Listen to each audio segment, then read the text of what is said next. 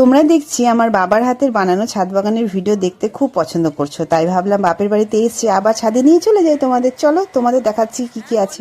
হ্যাঁ বলো। এই দেখো করলা গাছটা মরে গেছে। ও মা, কি সুন্দর মিষ্টি কুমড়া গাছ হয়েছে। এখানে আবার বেগুন গাছ, বাহ।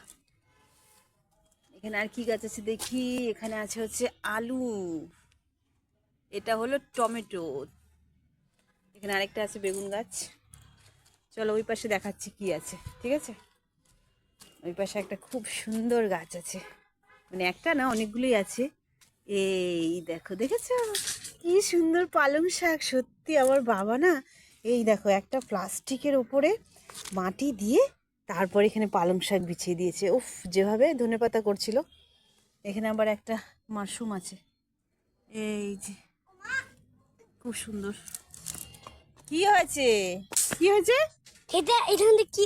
ও ভাই, মাশরুম হয়ে গেছে। মাশরুম হয়ে গেছে, এই যে মাশরুম। মাশরুম তো এইটা ভালো মাশরুম, তো খাওয়া যাবে? খাওয়া যাবে সে তো আমি জানি না, খাওয়া যাবে কি যাবে না।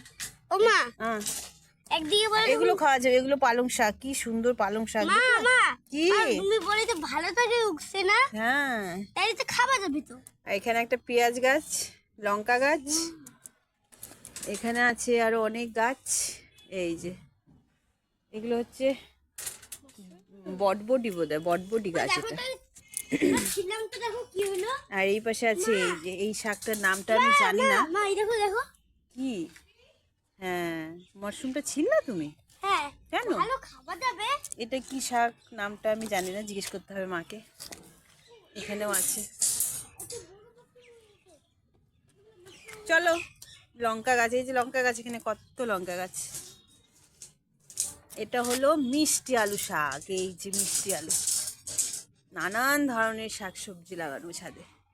চলো বাবা, ওখানে ওদিকে আছে আবার ছিম, ছিম গাছ আছে, ছিম পুঁই শাক। তাহলে মাশরুম নিয়ে এই যে এখানে মাশরুম নিয়ে যাইগা, কি করবা তুমি মাশরুম দিয়ে? আমি লাগাবো।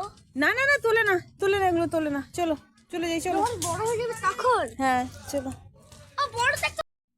আবার এদিকে দেখো একটা ফুল আছে এখানে, পেয়ারা ফুল। আর গাছে ভর্তি পেয়ারা। এটা তো 12 মাসের পেয়ারা গাছ, সব সময় পেয়ারা থাকে, ছোট বড়। কি এই মাশরুমটাকে দেখো। কই মাশরুমটাকে দেখবো? ও দেখি, ছেড়ে না এগুলো, ছেড়ে না, থাক। কাশি কাশি, এই দেখো কত পেয়ারা।